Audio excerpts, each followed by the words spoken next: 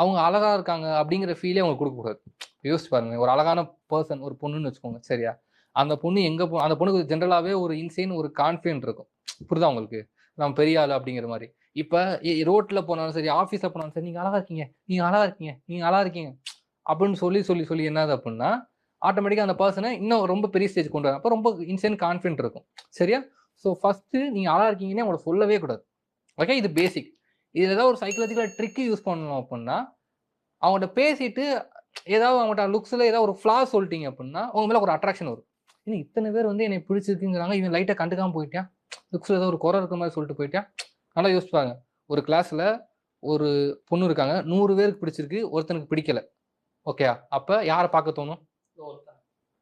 புரியுதா உங்களுக்கு?